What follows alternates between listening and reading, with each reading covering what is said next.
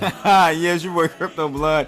Welcome to another episode of My Two Satoshis. It is September 8th, 2020. Shout out to my man, the Travel Behemoth, for this song request. Brother Lynch Hung, Refuse to Lose. This is a crazy one right here. Thanks for the song request. One of my YouTube premium members. What's good, people? Hope everyone's doing well today.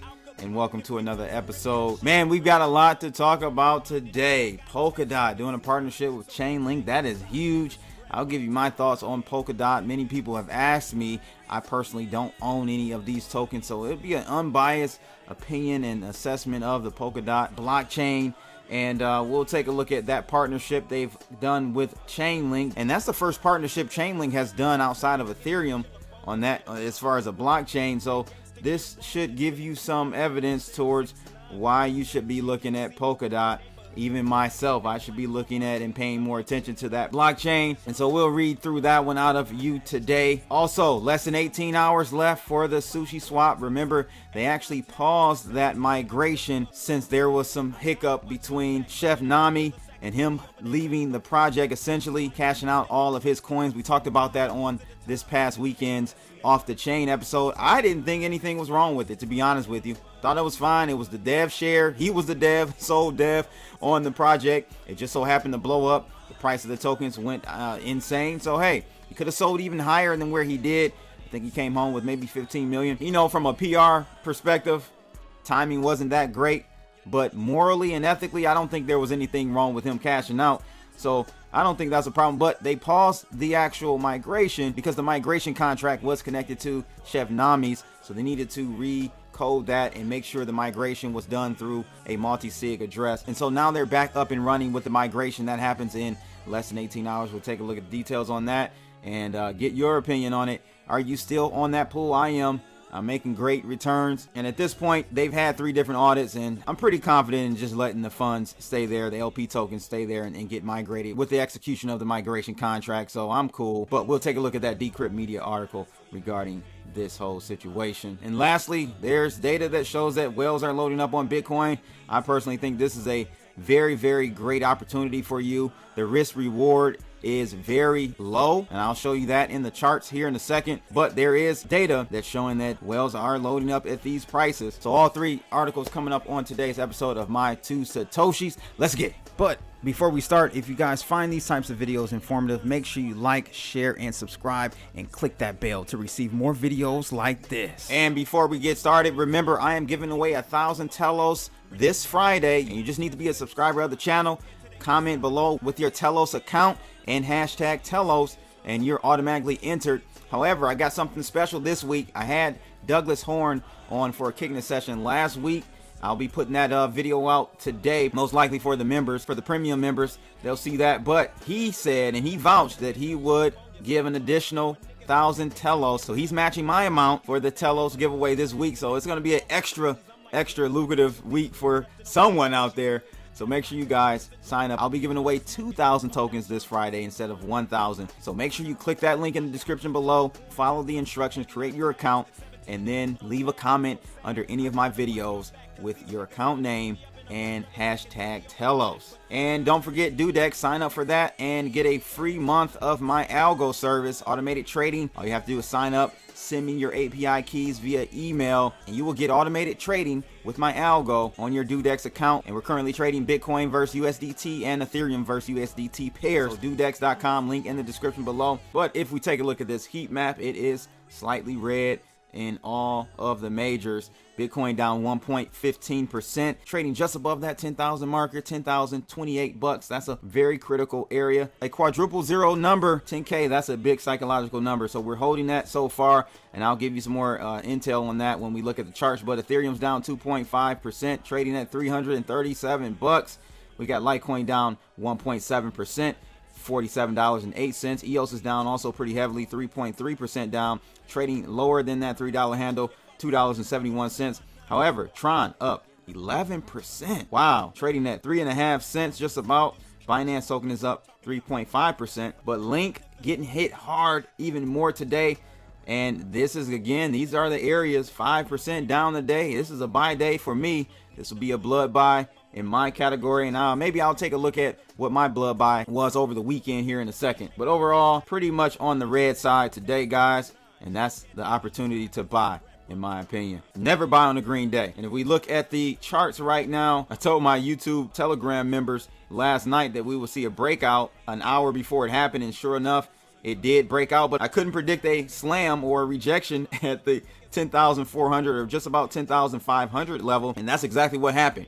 We got smacked back down and entered back into this pennant here, and we actually tried to get back above that pennant and got smacked down again. So that doesn't seem bullish at all, but we've got to make a decision here probably by later today. We've got a few hours to really make a decision on which way we're going to go. I personally think we're heading higher. We've seen a couple of taps at the bottom here of this trend line I had drawn, and you see the price of Bitcoin reacting to that trend line. So that to me lets me know that is surely one we should be paying attention to. And there's a sort of a confluence there at this trend line and at 10,000. So you got two technical reasons for us to have some support here. So if we do break this trend line, I've got alarm set on this. If we break this, watch out below, because we could head down to 9,400 easily and then bounce off that one.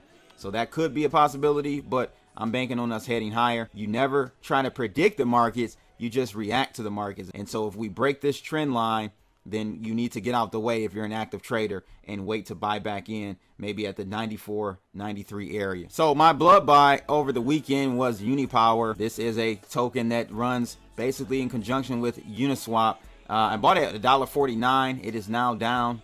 Today it's down 14%, trading at $1.30. I think I got in at a really great price, because if you take a look at the 30-day, its high was $3.75, and I would probably exit out of the position if we got below the $1.19 area. At this point, we're not there, so pretty good. I mean, you can't, again, time bottoms perfectly, but you can get in the vicinity, right? And I think there's some upside with this project. Pretty promising project they have over there at Unipower. So that is my blood buy of the week. And one other DeFi project that I'm actually in, a yield farming project, is Salmon. This one is actually on the Tron network. You know, guys, I do not like Tron at all, but I was convinced by someone in my member chat room to check out Tron, and made a little bit of money on Pearl, and now I'm over at Salmon. Salmon is actually a little bit different because it's very similar to SushiSwap in that it's going to be taking liquidity from Justin Sun's decks and starting their own decks. The APYs are really attractive right now. Of course, this is going to come down, but you could take advantage of it right now. I ended up doing this liquidity pool when Salmon was at $75. So I'm up on both my actual Salmon tokens that I staked for the LP token, and Tron actually as well. You see Tron is up heavily today, so it's a win-win at this point, and I'm yielding new Salmon tokens on a daily basis. One thing about Tron, of course, there is not a cost for every transaction. There is a pseudo cost with you having to have enough energy for the transactions that you do, but in the grand scheme of things, it is much cheaper than Ethereum and quicker. It's pretty much instant, so I like that part about it. But I'm not too much of a fan of Tron, to be honest with you guys, so I don't have much over there, but I am yield farming on that platform. Let's take a look at what's going on with SushiSwap. Yes, less than 18 hours away. The migration is finally happening. So in less than 48 hours, the 2-week-old upstart will attempt to drain liquidity from DeFi's largest exchange in a never-before attempted vampire attack, which right now is about $1.3 billion worth of tokens. And to give you even a more up-to-date number, we're at 1.2 billion right now with 17 hours left before the migration. I'm using the site sushi.zippo.io for that. Gives you a nice tally on which coin or pool is most lucrative right now to stake your tokens with. So just giving you that nice site to reference. But back to the article, the anonymous developer copied Uniswap to make SushiSwap, which was meant to be exactly the same, except he added a token, Sushi, and the token rewards for liquidity providers and token holders. 10 days later, the anonymous dev sold all of his Sushi for 13 million in ETH and gave up control to the head of a centralized exchange. This CEX CEO is ushering forward SushiSwap's original plan to bootstrap its own liquidity by draining Uniswap. So, from the outside, it may seem like a ridiculous food-themed exit scam, but even if SushiSwap is tainted by the apparent betrayal of its founder, It represents an emerging model for building and investing in crypto. Some required context though. Uniswap works by replacing order books of traditional exchanges with pools of token paired with ETH, which guarantee a swap can always happen. So these LP tokens or liquidity providers are incentivized with trading fees, and there is no native governance token. But with SushiSwap, as stated earlier, guys, trading fees plus Sushi tokens get distributed to LPs. A portion of those fees are also converted back to Sushi and distributed to Sushi token holders, so that if an LP stops providing liquidity, they can continue receiving part of the protocol's fees by holding the token. That's a big critical difference, guys, and I think a lot covered over because of the name, because of the kind of the drama with the head developer and him leaving. But the critical thing you need to understand is that this Sushi token, I think, will have a lot of value if they can continue and maintain their liquidity. And at this point, I just showed you guys, you know, SushiSwap has 76% of Uniswap's liquidity. So if this migration goes through in 17 hours and we don't see much of a deviation or even an increase, as we see in the last hour, it's been a 0.4% increase. I mean, this is going to be a lucrative and very sought after token, in my opinion, because you're going to actually be benefiting yourself from the DEX's volume in total, not just whatever coin you're providing liquidity for. So I see at least a 5 to 10x coming with this token very soon. So the issue that many are having a problem with is the fact that Nami actually ended up selling his tokens when he promised that he wouldn't sell tokens, right? So he kind of backtracked, and his excuse was that he did the move because he cares about the community. I don't think he does. I mean, and he doesn't have to. You know, his job has been done. He created SushiSwap. He had the dev share. If the tokens never went anywhere in value, then no one would have cared, right? They only care because the SushiSwap token got up to $11, $12, $13 a token. That's why people got salty about it. So again, I don't have a problem with it, but we do see SBF coming in. That's the CEO of FTX and taking over. So, you know, we'll see what happens. Let me know if you guys are still in the pool, if you're going to stay with the pool through the migration, or are you going to pull your LP tokens from Uniswap or back to Uniswap and maybe dissolve those LP tokens and just create a new LP token on the new exchange over at SushiSwap. Either way, let me know. I'm curious to know what you guys are going to do and plan to do with this migration. A lot of drama around this, but again, the code is there. It's been audited twice, and they're doing one more. They actually did one more audit themselves internally, so everything looks good to go. And I don't think it's a scam. It definitely isn't a scam. Just maybe a not so timely move by the creator, but hey, it's his prerogative in my opinion. Let's take a look at what's going on with this data that shows that whales are loading up on Bitcoin. So they claim in this article that whales are absorbing Bitcoin supply, and this highlights assets use as a hedge against uncertainty. I have to disagree with that part. As we saw with the stock markets last week, when they crashed, guess what? Bitcoin crashed too. So in the short term, unfortunately, I know we don't like to hear this, but Bitcoin is very correlated, highly correlated with the equities market. If we zoom out a little bit, 1 year, 3 year, 5 year, maybe you can say that it's not correlated, but on the short term, it definitely is, in my opinion. So it says Black Thursday no doubt changed the world forever, especially investors. Greedy sentiment sharply turns to panic the moment asset prices slip even the slightest bit. That's what happened recently with the $2,000 plunge in Bitcoin, which has investors especially concerned. But while small-time fish are too scared to swim in the shark-filled waters, whales are soaking up all the BTC supply they can, starting with Black Thursday. The butterfly effect of that day will be felt for decades to come. Money supply pumping into markets to save the world from economic collapse has only prompted investors to take a more closely look at Bitcoin as a hedge against inflation. And again, I think, you know, Bitcoin is a hedge against inflation long-term, but unfortunately right now, it just isn't that. You know, people are moving in tandem with the equities markets when it comes to Bitcoin and the cryptos. And unfortunately, Bitcoin is still kind of that bellwether, that barometer for the entire crypto markets. So if Bitcoin falls, unfortunately, all the other altcoins fall too. Maybe we're inching closer to that not being the case with DeFi and the need for yield and actual use cases for a lot of these tokens nowadays. Maybe we can start to see that correlation between Bitcoin and altcoins break, at least for some of the altcoins. So we'll have to see, but this article is saying that whales are accumulating, so maybe you should too. And lastly, Polkadot becomes a partner with Chainlink in the Hackathon 2020. So it says that Polkadot, which is a protocol that is challenging Ethereum, has become the latest partner in the Chainlink Hackathon. Those who take part in the hackathon can win up to $10,000 for submissions built on top of Polkadot.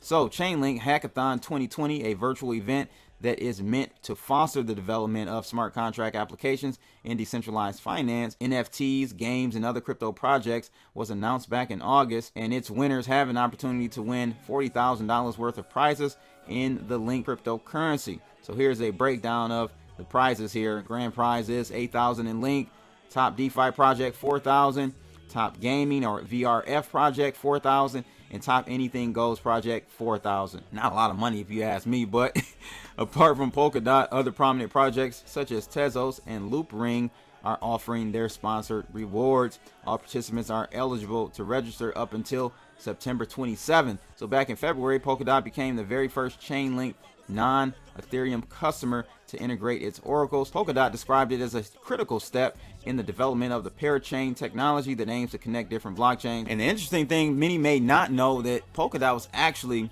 a project, and I remember this was a project back from the ICO boom and craze days, and they actually raised $345 million. Okay, so it's been around. It's just caught a lot of attention this year because of the three pillars that Polkadot stands for, and that is their governance, their operation, and bonding. They have a lot of VC and heavy hitters behind it, Gavin Woods being founder of Polkadot. So you're going to automatically get a lot of notoriety, and that's probably why, in my opinion, Polkadot saw a rise through the ranks so quickly. This is yet another blockchain you should at least have a bag in. I think you should look at blockchains as a big chunk of your portfolio, and not so much the individual products or projects with their tokens, because that's more speculative than just betting on the actual blockchain projects like Polkadot.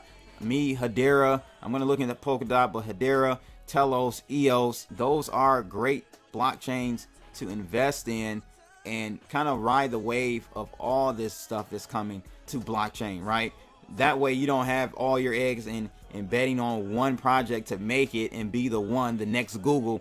You don't have to do that. Bet on the actual internet, right? Bet on Cisco. That's what I would say. Bet on the Ciscos of the world. Those types of blockchains will benefit no matter which project blows up. That's kind of my philosophy in it. So we'll see what happens, but I did want to give you guys an update on what's going on with Polkadot and Chainlink in their hackathon that's coming up, I think in October possibly. Now I will say, I don't think that your upside potential may not be as great as maybe some of those lower cap tokens, but again, you need to spread your risks around, and crypto in general is a risky thing to play with. It's definitely very risky, but to try to mitigate some of your risks, I would say invest in tokens like Polkadot. They're already in the top 10, I believe. So the room for growth isn't going to be as exponential, but still probably better than a lot of these stocks. Stocks are getting top heavy, and this is the future in my opinion. So again, let me know your thoughts on all this. I'm excited about Polkadot, Sushi coming out with their migration. That's going to be huge, and the whales accumulating that Bitcoin. Let me know your thoughts on all three of those articles today. And shout out again to Travel Behemoth, one of the YouTube premium members, for the song request. Brother Lynch refused to lose. Found this video informative, guys. Make sure you like, share, and subscribe, and click that bell to receive more videos like this. I'm out of here, people. How?